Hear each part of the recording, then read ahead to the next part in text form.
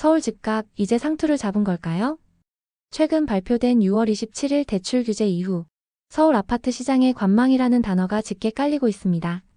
거래는 줄고 서울 전반적으로 거래 취소가 늘면서 시장 분위기가 확연히 바뀌고 있다고 합니다. 오늘은 이 규제 발표 이후 서울 부동산 시장에서 지금 무슨 일이 벌어지고 있는지, 그리고 앞으로의 흐름은 어떻게 될지 좀 더 들여다보겠습니다. 6월 27일 정부는 주택담보대출 한도를 최대 6억 원으로 제한하는 대출 규제를 발표했습니다. 이 발표 직후 서울 아파트 시장은 빠르게 얼어붙었습니다. 거래량은 직전주에 비해 3분의 1 수준으로 급감했고 중개업소들은 조용해졌습니다. 현장에선 이런 말이 들려옵니다. 현금 많은 분들은 기다리자고 하고 대출 필요한 분들은 일단 멈췄어요. 다들 언제 규제가 풀릴지 지켜보자는 분위기입니다. 이런 상황에서 계약 취소도 잇따르고 있습니다. 국토부 자료에 따르면 대출 규제 발표 이후부터 약 일주일 사이에 서울 아파트 계약 해제 건수가 125건이나 됐습니다.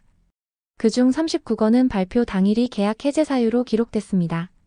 시장이 규제에 반응하고 있다는 방증입니다.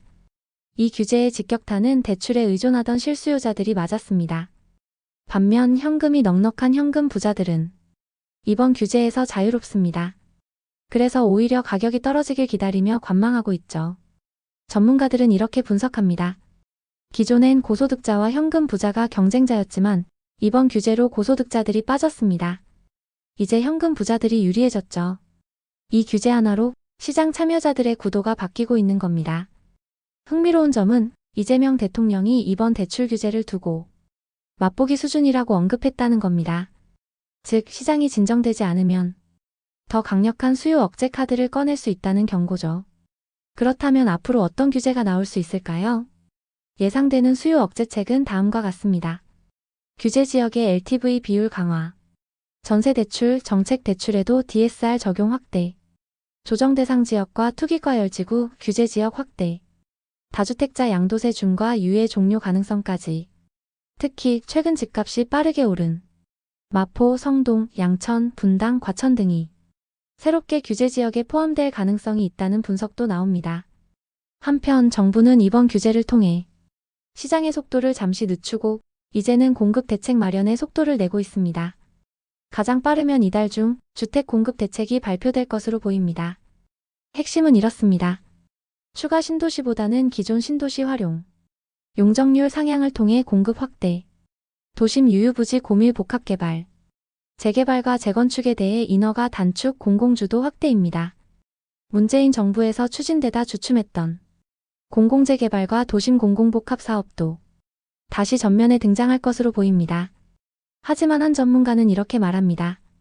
공공만으로는 한계가 있습니다. 결국 민간의 공급을 막는 장벽, 특히 인허가 병목을 해소해야 합니다.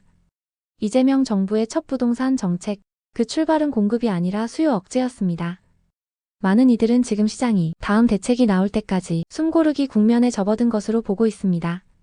이런 시기에는 급하게 움직이기보다는 한 걸음 떨어져 시장의 방향을 읽는 것이 중요합니다. 앞으로 발표될 공급 대책이 시장 흐름을 바꿀 수 있을지 또 한 번 주에 깊게 지켜봐야 할 시점입니다. 지금까지 파로스 경제연구소였습니다. 이 영상이 도움이 되셨다면 좋아요와 구독, 알림 설정 잊지 마시고요. 시장의 본질을 꿰뚫는 분석으로 다음 영상에서 다시 찾아뵙겠습니다. 감사합니다.